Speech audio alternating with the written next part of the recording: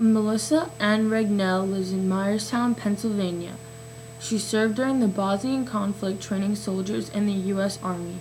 Her highest rank was a captain, or an O3. Captain Regnell was born in Tripoli, Libya. Libya is in the continent of Africa. She was born there because her father was stationed as an airman on the island of Crete. He had taken her mother over to the island of Crete, and they didn't have any facilities for women giving birth. Therefore, her mother was shipped to Libya to have Captain Regnell. Captain Regnell has two siblings, both of which are brothers, who are both younger than she. One of them is 4 years younger, while the other is 10 years younger than her. Captain Regnell was a high school graduate from the class of 1983. After graduating, she enlisted in the Army National Guard as a combat I was a high school student when I first joined the Army in 1983. I graduated in 1983, and I joined as an enlisted person in the Army National Guard. I was a combat medic. From that point forward, I applied for an ROTC scholarship, and that paid for my school. She had applied for an ROTC scholarship that would pay for her school. Before that, however, Captain Regnell held brief jobs of being a waitress, but her only real job was the United States Army. Previous to the Army, Captain Regnell grew up in Pennsylvania. She lived in Mannheim and went to Mannheim Central High School. It was a very rural community. Captain Regnell chose the Army over the other branches mainly through an influence through her mother, even though her father was in the Air Force.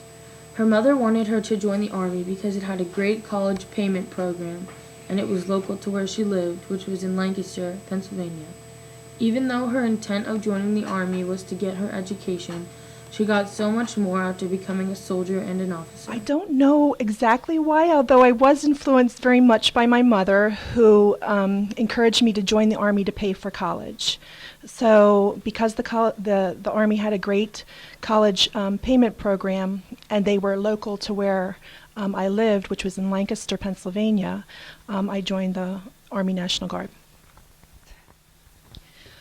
Well, at the time, I was one of the first people in my family to think about going to college, and I didn't know a whole lot about how to pay for my education, and the Army had a great program that helped you to pay for your education. So primarily, I joined the Army with the intent to get my education, but I got so much more after I actually became a soldier and an officer. Captain Regnell states that nothing really compares to the kind of education that the Army actually gives you, such as learning how to be a leader. Captain Regnell is very grateful that she had the honor of knowing so many wonderful, great people who came together for one purpose, in the mission to support whatever unit they were in. Describe what basic training was like. Basic training was an 8-week school. It was my first time away from home. I was 18 years old, so if you can imagine the first experience you have away from home, literally, I probably didn't even have any experience sleeping overnight anywhere. And so I go to this thing called the United States Army, and it was an absolute shock. I can remember my first experience of getting on what's called a cattle car. It's a very big truck where they almost herd you in like cattle, and they transport you to the first location. And it's a very high intense experience where people are yelling instructions at you, and you're trying to respond, and you don't know exactly what they're looking for or what they want. Basic training was an 8-week school, and it was Captain Regnell's first time away from home. She was 18 years old and had never had an experience sleeping over anywhere before. So, going to the United States Army was a complete shock for Captain Regnell. She states that basic training was a very intense experience, where people are yelling instructions at you while you try to respond. After a while, though, she says she got more acclimated to her environment. There is a lot of physical exercise when being taught basic soldiering skills, such as throwing a grenade and learning how to shoot an M16A1. Captain Regnell's MOS training was as a combat medic. As a combat medic, she had to do all the first aid things that people would do. She and others were taught how to take care of wounds, how to treat shock and to give an IV. They actually had to practice on one another. This course was given in Texas and lasted for around 10 to 11 weeks long. Since Captain Regnell was on the split option program through the Army National Guard, she did her basic training the first summer of her freshman year of college. The next summer, she held her MOS training at Fort Sam Houston, Texas. She would prepare for situations that were as closely related to real-life situations as possible.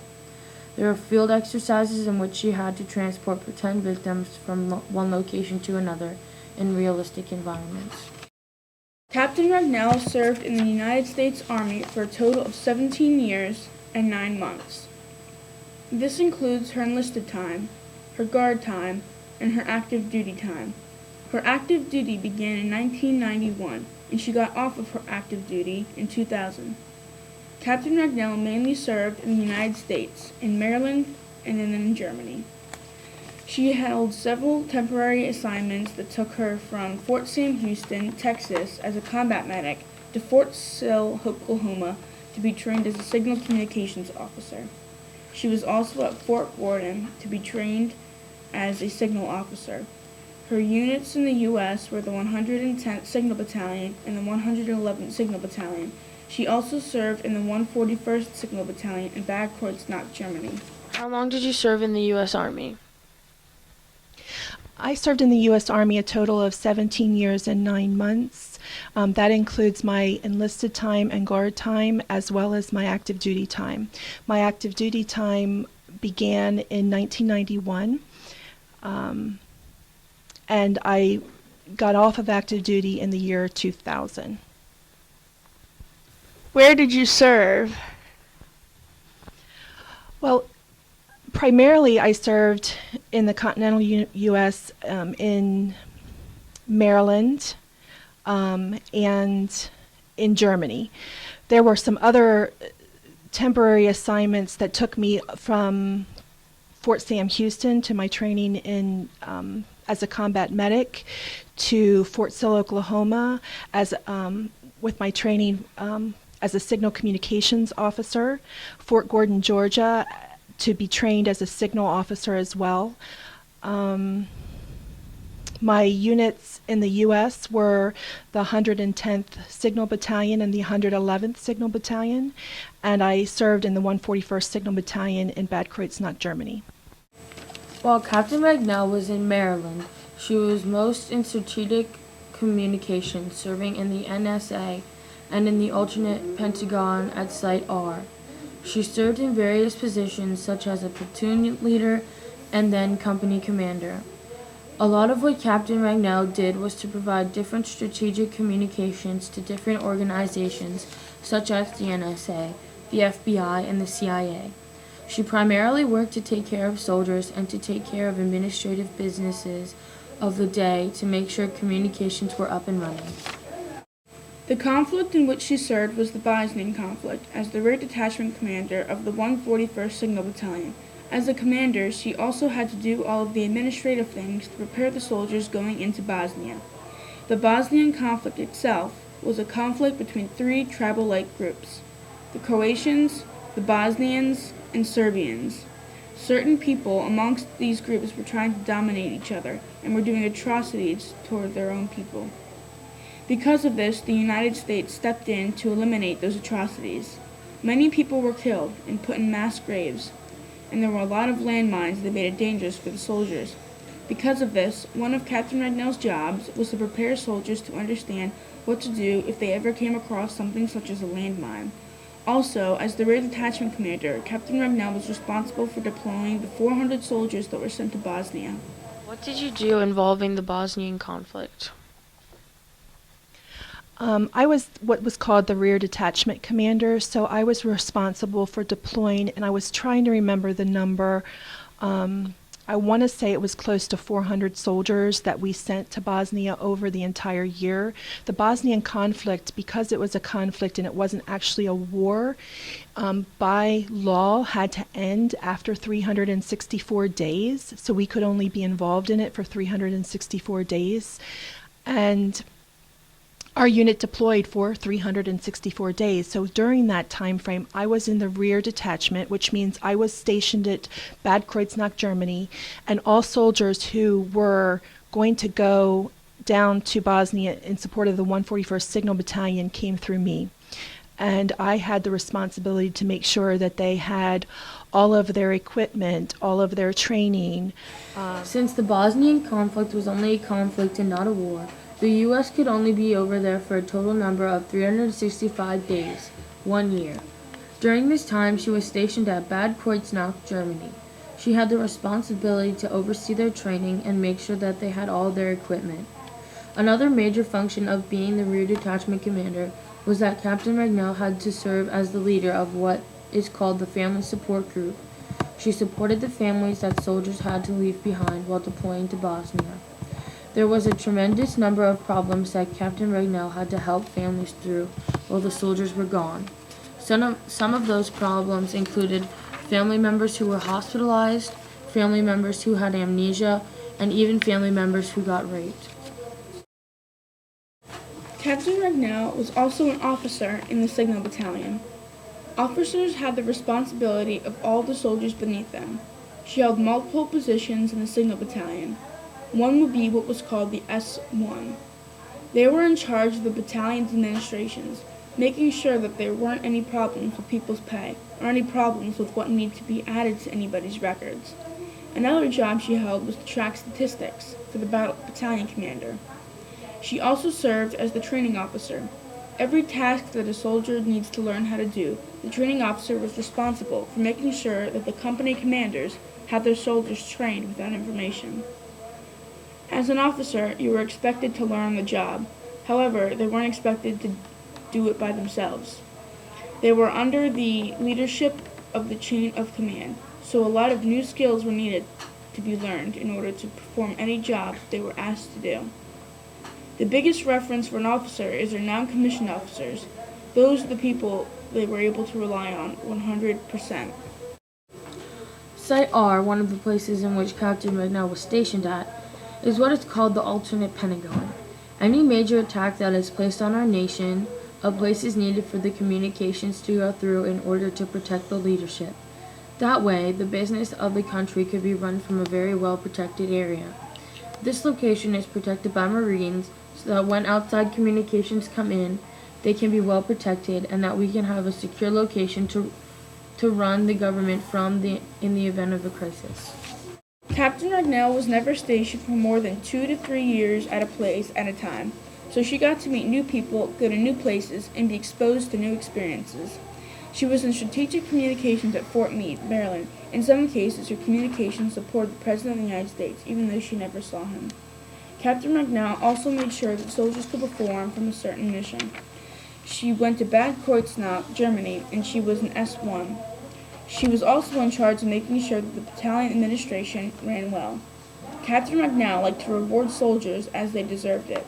She dealt with families of soldiers that deployed to Bosnia during the conflict as well. She made sure soldiers at Site R had their equipment. After that, Captain Regnell worked for NSA, the National Security Agency, and was there to secure agencies for our nation. Captain Regnell earned 2 awards, the ARCOM X and the Parachute Badge. She earned her parachute badge by going to airborne school and jumping out of planes. It was a very exhilarating experience for her. She earned her ARCOM X medal by being recognized for excelling at her job. She wore her medals while she wore her Class A's, which were ceremonial uniforms. I'm especially proud of my parachute badge. How did you earn your parachute badge? It's kind of an embarrassing story because I have to admit that at the time I got selected to go to airborne school, it was when I was in college and an ROTC student, and I wasn't the best student. As a result of not being the best student, my professor of military science came to me and said that if I wanted to improve my grade, I needed to go to airborne school. Believe it or not, the most difficult thing for airborne school was what was called the 34-foot tower. The reason the 34-foot tower was very difficult is because if you can imagine standing 3 stories high and looking down below you, and everything is really real at that point. You can see people's eyes, you can see everything. So to jump out at 34 feet seems pretty scary, and you're like, what am I doing? You are attached to a static line, so it's perfectly safe to do, but it was one of those things. So I was standing in the door, as they say. They'll tell you, your instructor says, stand in the door, and then you take up a certain position and you stand in the door, and I wouldn't move.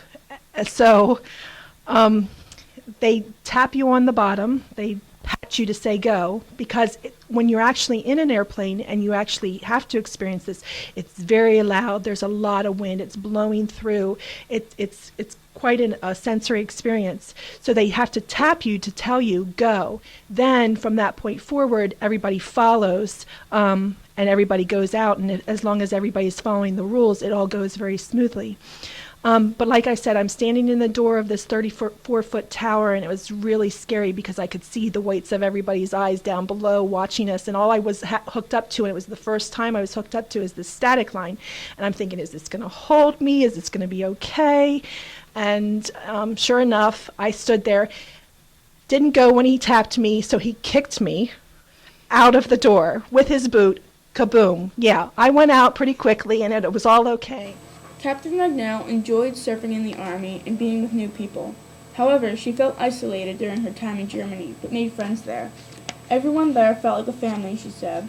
Being a rear detachment commander, that took up 365 days a year, and she worked 16 to 18-hour days.